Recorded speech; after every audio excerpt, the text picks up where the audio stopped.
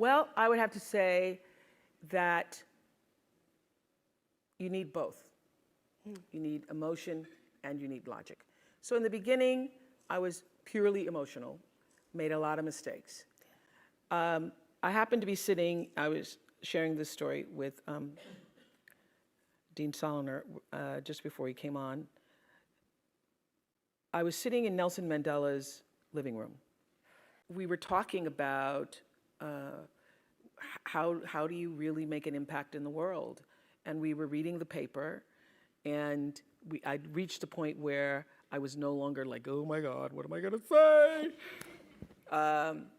Because we were just sitting in silence reading the paper, and there was an article in the paper about, you know, some tragic situation.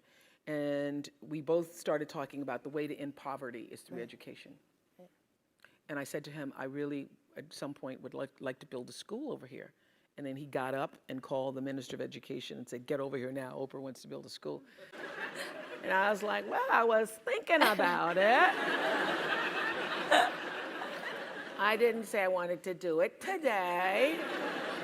But but we literally started the process then. Wow. It was an emotional decision for me in that I think philanthropy should come out of you. Your doing should come out of your being.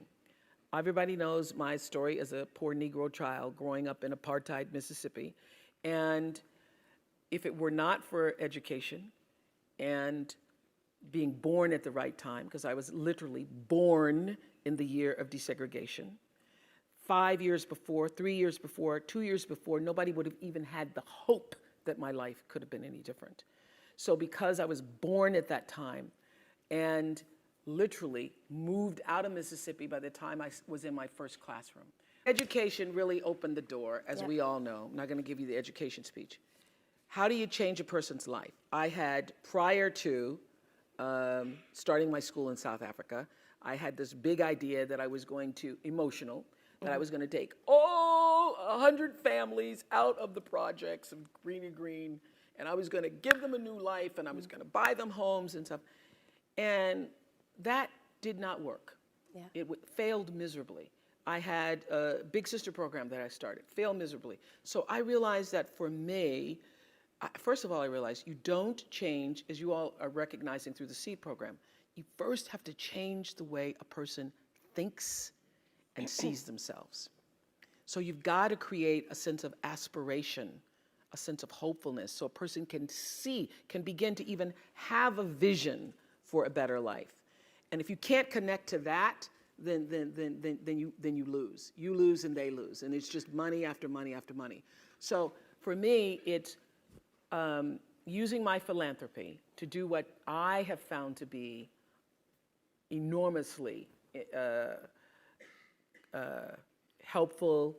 You know, the light in my life was education. So for me, in the beginning, when I started to make money, especially when it's published, everybody and their brother calls you. Over, yeah.